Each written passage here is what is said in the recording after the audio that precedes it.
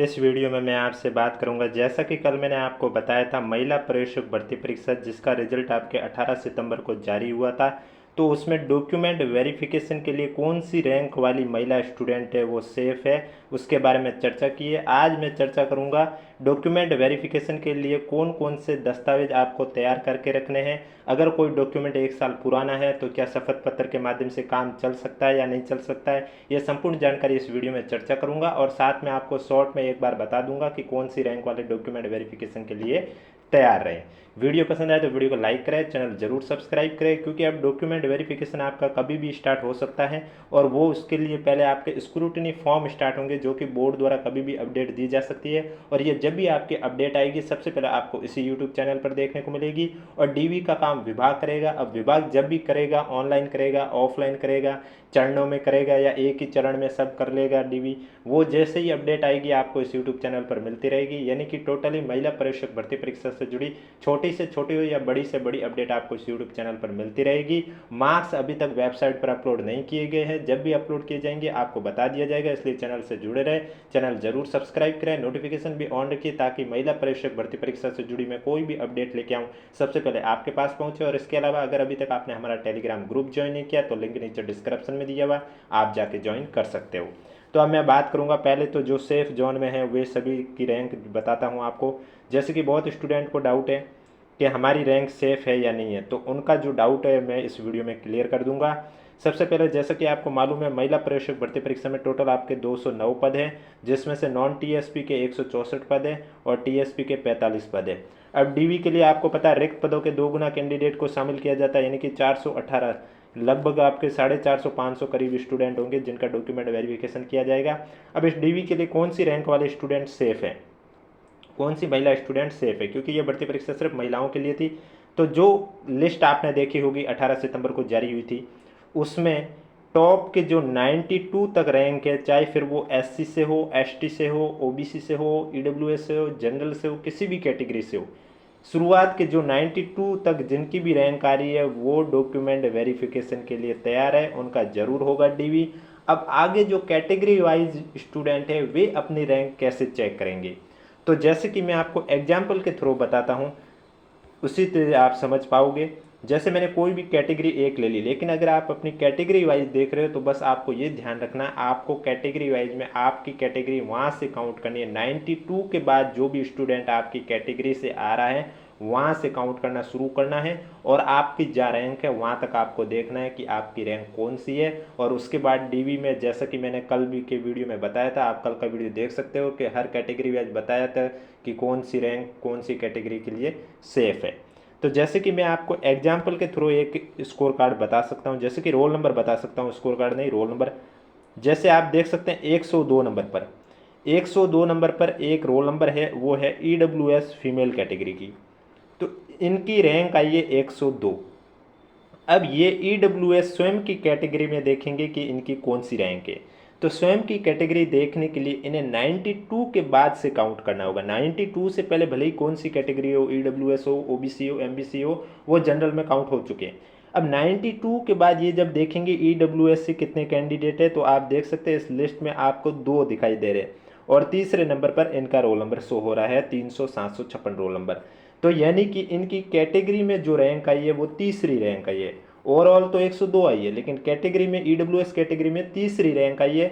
और EWS category में जो सेफ है डॉक्यूमेंट वेरिफिकेशन के लिए, वो कितनी रैंक वाले सेफ है, जैसा कि कल के वीडियो में मैंने आपको बताया था, तो मैं आपको फिर से बता सकता हूँ। ईडब्ल्यूएस कैटेगरी में जो सेफ रैंक है वो है आपके 24 तक, यानी कि जिनकी भी 24 के अंदर रैंक आ रही है वो डॉक्यूमेंट वेरिफिकेशन के लिए तैयार है। और जैसा कि अभी के रोल नंबर में मैंने बताया उनकी रैंक 3 आई, तो वो डीवी के लिए तैयार है। अब डॉक्यूमेंट वेरिफिकेशन आपको भी ऐसे चेक करना है, और वो कल के वीडियो में मैंने विस्तार से बताया, वो वीडियो जाके देख सकते हैं, जिसमें मैंने आपको कैटेगरी वाइज सभी कैटेगरी की बताई है। टीएसपी की बताई, नॉन टीएसपी की बताई, जनरल, ईडब्ल्यूएस, एससी एसटी, दिव्यांगजन, हॉरिजॉन्टल, सबकी बताई है। अब मैं बात करूंगा आपके दस्तावेज सत्यापन के लिए कौन कौन से डॉक्यूमेंट तैयार रखने हैं, क्योंकि आपका दस्तावेज सत्यापन को लेकर जब भी अपडेट आएगी इस यूट्यूब चैनल पर मिलती रहेगी। और उसके लिए जो स्क्रूटनी आवेदन है वो भी एसएसओ आईडी के माध्यम से फिल करना होगा। वो कैसे फिल करना है वो जब भी आएगा मैं आपको स्टेप बाय स्टेप प्रोसेस करके बता दूंगा। तो चलिए वीडियो स्टार्ट करते हैं। वीडियो स्टार्ट करने से पहले एक बार वीडियो को लाइक कर लीजिए, चैनल जरूर सब्सक्राइब कर लीजिए। इंपॉर्टेंट बात अभी करते हैं कि कौन कौन से डॉक्यूमेंट आपको तैयार रखने हैं। तो सबसे पहले शैक्षणिक योग्यता में मैं बात करूंगा, तो इसमें आपके पास ग्रेजुएशन की डिग्री होना कंपलसरी है। उसके अलावा कंप्यूटर की लैंग्वेज में कोई भी सर्टिफिकेट चल सकता है, जैसे कि आपको स्क्रीन पर दिखाई दे रहे हैं इनमें से कोई भी आपके पास एक सर्टिफिकेट है कंप्यूटर का, तो आपका काम चल जाएगा।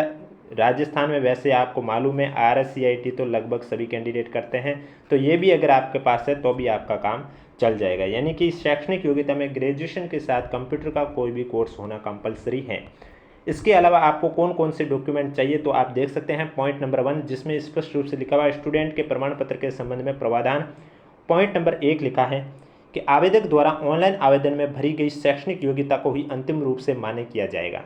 यानी जब आपने एप्लीकेशन फॉर्म फिल किए थे उसमें आपने जो शैक्षणिक योग्यता रखी है उसी को अंतिम रूप से मान्य किया जाएगा। उसके बाद चाहे आपने कोई भी दूसरी डिग्री की हो और अगर आपके आवेदन में वहाँ शो नहीं किया आपने, तो वो आपकी मान्य नहीं की जाएगी। ऑनलाइन आवेदन में दर्ज योग्यता के अतिरिक्त अन्य संस्था विश्वविद्यालय से प्राप्त डिग्री डिप्लोमा को मान्य नहीं किया जाएगा। अतः आवेदक सावधानीपूर्वक अपनी शैक्षणिक योग्यता ऑनलाइन आवेदन में भरे। ये तो हो चुका है। यानी कि जैसा कि मैंने अभी आपको कहा है कि ऑनलाइन आवेदन के बाद अगर आपने कंप्यूटर कोर्स कर लिया है, वो डिग्री उसमें आप नहीं फिल कर पाए, तो वो आपका कंप्यूटर डिग्री वाली मान्य नहीं होगी। नेक्स्ट पॉइंट है स्टूडेंट को वर्ग विशेष हेतु आरक्षित पदों का लाभ तभी देय होगा जब उनके मूल दस्तावेजों की जांच उपरांत अभ्यर्थी नियमानुसार नियुक्ति हेतु पात्र हैं। यानी कि जो आप जिस भी कैटेगरी से हो उस कैटेगरी से आपको पद का लाभ तभी मिलेगा जब आपके ओरिजिनल डॉक्यूमेंट की जांच करने पर वो नियम के अनुसार पाए जाते हैं। तो आरक्षित पदों हेतु स्टूडेंट को राजस्थान राज्य में सक्षम अधिकारी द्वारा जारी मूल निवास प्रमाण पत्र और जाति प्रमाण पत्र प्रस्तुत करने होंगे। यानी कि आपको ओरिजिनल मूल निवास प्रमाण पत्र और जाति प्रमाण पत्र भी दिखाने होंगे। अब कितने साल पुराना तक का वैलिड माना जाएगा या फिर कितने साल पुराने तक का आप शपथ पत्र के माध्यम से दे सकते हो, उसके बारे में भी आगे चर्चा करूंगा। इसलिए वीडियो को बिना स्किप किए कंप्लीट देखें। कोई भी डाउट है तो नीचे कमेंट बॉक्स पूछिए। वीडियो पसंद आ रहा है तो एक बार वीडियो को लाइक कर लीजिए, चैनल सब्सक्राइब कर लीजिए, वीडियो को शेयर कर लीजिए, क्योंकि बहुत स्टूडेंट होंगे जिन्हें दस्तावेज सत्यापन के लिए कौन कौन से डॉक्यूमेंट तैयार करके रखने इसके बारे में जानकारी नहीं मिल पा रही होगी, तो उन सभी के मध्य ये वीडियो शेयर कर दीजिए। नेक्स्ट पॉइंट आप देख सकते हैं जिसमें स्पष्ट रूप से लिखा हुआ है कि कार्मिक विभाग की अधिसूचना दिनांक 20 जनवरी 2022 के अनुसार आवेदक को वर्ग विशेष, अनुसूचित जाति, अनुसूचित जनजाति, अन्य पिछड़ा वर्ग, अति पिछड़ा वर्ग, आर्थिक रूप से कमजोर वर्ग का लाभ दे तब ही दे होगा जबकि आवेदक का उक्त प्रमाण पत्र इस भर्ती के लिए आवेदन करने की अंतिम तिथि तक या इससे पूर्व का सक्षम प्राधिकार द्वारा जारी किया गया हो। यानी कि आप जिस भी कैटेगरी से हो, चाहे SC से हो, चाहे ST हो, चाहे OBC हो, चाहे MBC हो, चाहे EWS, उस कैटेगरी का लाभ आपको तभी मिलेगा जब आपका जो सर्टिफिकेट के ऊपर दिनांक है वो आपके ऑनलाइन एप्लीकेशन फॉर्म की जो अंतिम तिथि थी उससे पहले का होना चाहिए। उसके बाद का भी आपका वैलिड माना जाएगा, उसके लिए भी आगे प्रावधान दे रखा है, इसलिए वीडियो को बिना स्किप किए कंप्लीट देखें। आगे लिखा हुआ है स्टूडेंट को उनके वर्ग में आरक्षण का लाभ प्रमाण पत्र जारी होने की दिनांक से देय होता है और स्टूडेंट के पास सक्षम प्राधिकार द्वारा जारी प्रमाण पत्र आवेदन भरने की अंतिम तिथि से पूर्व का होना आवश्यक है। अतः भर्ती हेतु स्टूडेंट की श्रेणी के संबंध में उसकी पात्रता का मूल्यांकन आवेदन की अंतिम तिथि तक जारी प्रमाण पत्र के आधार पर ही किया जाएगा। आपके जो भी डॉक्यूमेंट है उनकी जांच है वो आपके ऑनलाइन एप्लीकेशन फॉर्म की जो अंतिम तिथि थी उसके मद्देनजर रखते हुए आपके प्रमाण पत्र की जांच की जाएगी। अब इसमें थोड़ा संशोधन भी हुआ, जैसे कि आप देख सकते हैं कार्मिक विभाग के परिपत्र दिनांक 17/10/2022 के अनुसार उक्त परिपत्र के अंत में निम्न परंतु जोड़ा गया है। क्या जोड़ा गया है कि यदि किन्हीं कारणों से स्टूडेंट द्वारा आवेदन की अंतिम तिथि तक जारी प्रमाण पत्र प्रस्तुत नहीं किया जाता है तथा अंतिम तिथि के बाद भी जारी किया हुआ प्रमाण पत्र प्रस्तुत किया जाता है, तो ऐसे स्टूडेंट से इस आशय का एक शपथ पत्र लिखा जावे कि वो आवेदन की अंतिम तिथि को संबंधित वर्ग की पात्रता रखता था तथा यह सूचना गलत पाए जाने पर उसकी नियुक्ति है वो निरस्त की जा सकेगी। यानी कि किसी कारणवश आपका जो सर्टिफिकेट है वो अंतिम तिथि का नहीं बना हो, उससे थोड़ा बाद में बन गया हो, तो आपको शपथ पत्र देना होगा जिसके मध्य ये लिखा होना चाहिए कि आपने जो भी डॉक्यूमेंट बनाए हैं आप आवेदन के समय या आवेदन से पहले भी इस कैटेगरी से बिलोंग रखते थे। अगर ये सूचना गलत पाई जाती है तो आपकी नियुक्ति है वो निरस्त भी की जा सकती है। नेक्स्ट पॉइंट, नेक्स्ट पॉइंट आप देख सकते हैं, जाति प्रमाण पत्र की वैधता कब तक की मानी गई है उसके बारे में है। उससे पहले वीडियो को एक बार लाइक कर लीजिए और चैनल जरूर सब्सक्राइब कर लीजिए। अनुसूचित जाति और जनजाति के लिए जारी किए गए जाति प्रमाण पत्र की अवधि जीवन पर्यंत होगी। यानी कि जो अनुसूचित जाति और जनजाति हैं उनके कास्ट सर्टिफिकेट है, उनकी जो अवधि है वो जीवन पर्यंत रहेगी। जबकि ओबीसी के लिए संबंधित प्रमाण पत्र एक बार ही जारी किया जाएगा, परंतु क्रीमी लेयर में नहीं होने के संबंधित तथ्य को 3 वर्ष के विधि सम्मत शपथ पत्र के आधार पर मान्यता दी जाएगी। यानी कि अगर आप ओबीसी नॉन क्रीमी लेयर से हो और आपका सर्टिफिकेट 1 साल पुराना है, वैसे 1 साल का माना जाता है, अगर आपका सर्टिफिकेट की डेट है वो 1 साल से ज़्यादा हो चुकी है तो आप शपथ पत्र भी दे सकते हैं, लेकिन ये अधिकतम 3 वर्षों तक के लिए मान्य होगा। 3 वर्षों से ज़्यादा पुराना हुआ तो फिर आपका शपथ पत्र भी काम नहीं आएगा, आपको नया डॉक्यूमेंट बनाना होगा। नेक्स्ट पॉइंट लिखा हुआ है, सामाजिक न्याय और अधिकारिता विभाग के परिपत्र दिनांक 21/6/2019 के अनुसार अति पिछड़ा वर्ग में वर्णित जातियों को अन्य पिछड़ा वर्ग की जाति प्रमाण पत्र के आधार पर ही अति पिछड़ा वर्ग का लाभ देय होगा। नेक्स्ट पॉइंट, अन्य पिछड़ा वर्ग और अति पिछड़ा वर्ग का नवीनतम प्रमाण पत्र जो पिता के नाम और निवास आय के आधार पर सक्षम अधिकारी द्वारा जारी किया हुआ प्रस्तुत करने पर उस वर्ग का लाभ देय होगा। पति के नाम निवास आय के आधार पर जारी प्रमाण पत्र मान्य नहीं होगा। यानी कि आप चाहे ओबीसी से हो, चाहे एमबीसी कैटेगरी से हो, एससी से हो, एसटी से हो, शहरी आदिम जाति, सभी के लिए प्रमाण पत्र में ये रूल है कि उस प्रमाण पत्र पर आपके पिता के नाम, उनके निवास और उनका आय के आधार पर ही वो प्रमाण पत्र बना हुआ होना चाहिए। अगर आपके पति के नाम या उनके निवास या उनके आय के आधार पर बना हुआ है तो वो प्रमाण पत्र आपका मान्य नहीं होगा। नेक्स्ट, अनुसूचित जनजाति के लिए भी यही पॉइंट लिखा हुआ आप देख सकते हैं। अनुसूचित जाति, जनजाति, शहरी आदिम जाति का प्रमाण पत्र नियम के अनुसार सक्षम प्राधिकार द्वारा निर्धारित प्रपत्र में जारी किया हुआ होना चाहिए। यही बात लिखी हुई है जो मैंने अभी आपको बताई थी। अब इनकम सर्टिफिकेट के बारे में क्या है उसके बारे में भी जान लेते हैं। आर्थिक रूप से कमजोर वर्ग के स्टूडेंट को जारी किए जाने वाले इनकम सर्टिफिकेट की वैधता के संबंध में सामाजिक न्याय और अधिकारिता विभाग के परिपत्र क्रमांक के द्वारा ये विनिर्दिष्ट किया गया है कि राज्य के लिए जारी इनकम सर्टिफिकेट 1 वर्ष के लिए मान्य होगा। एक बार उक्त इनकम सर्टिफिकेट जारी होने के उपरांत अगर प्रार्थी आगामी वर्ष में भी आर्थिक कमजोर वर्ग के लिए निर्धारित मापदंडों के अनुसार पात्र हैं तो ऐसी स्थिति में प्रार्थी से सत्यापित संलग्न शपथ पत्र के आधार पर पूर्व में जारी इनकम सर्टिफिकेट को भी मान लिया जाएगा। ऐसा अधिकतम 3 वर्ष के लिए किया जा सकता है।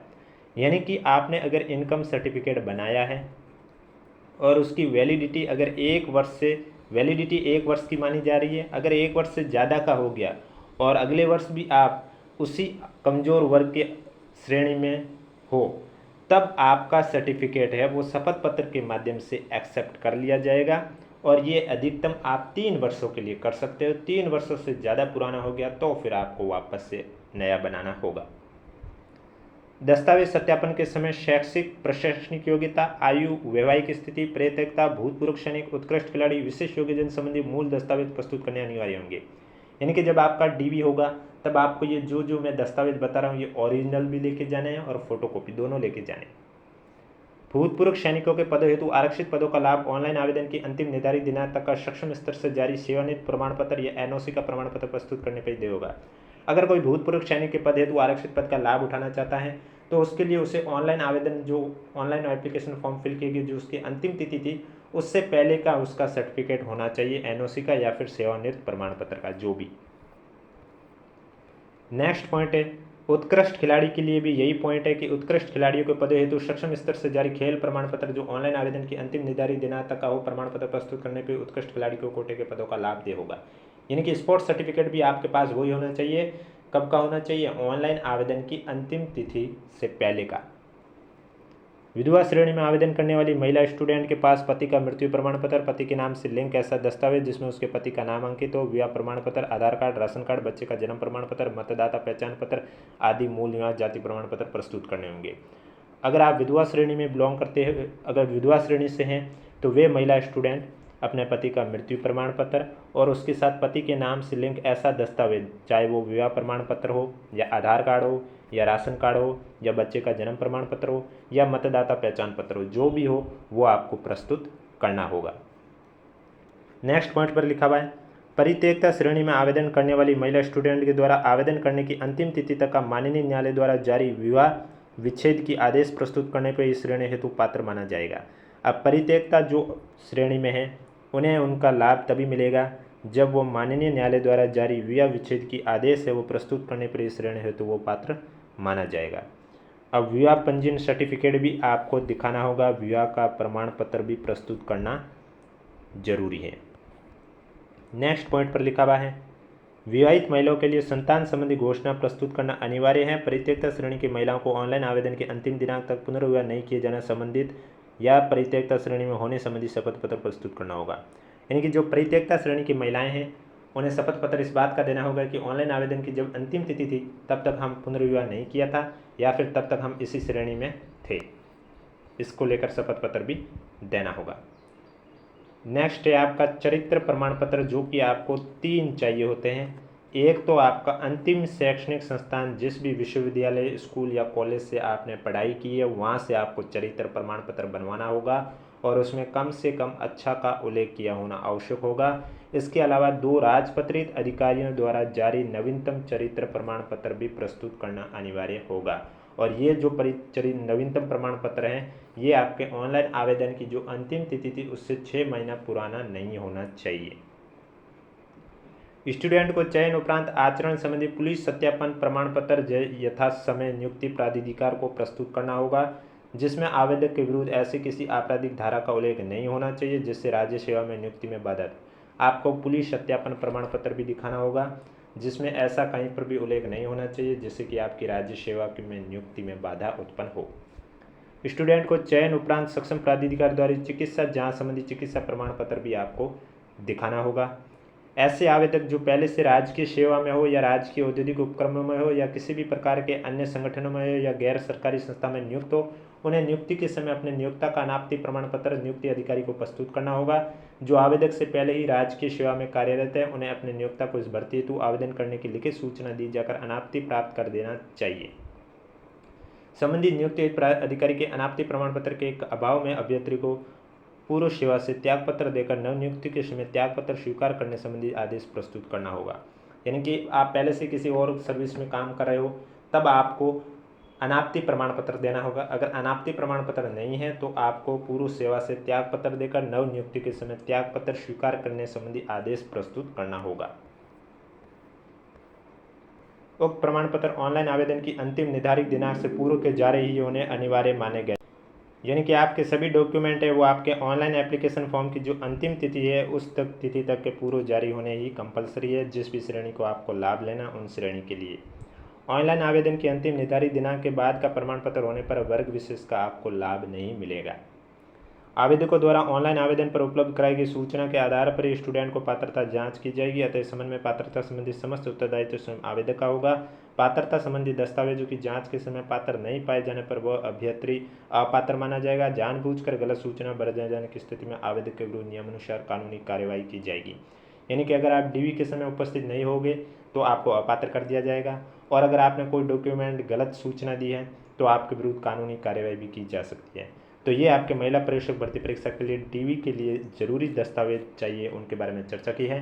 वीडियो पसंद आए तो वीडियो को लाइक करें, चैनल जरूर सब्सक्राइब करें।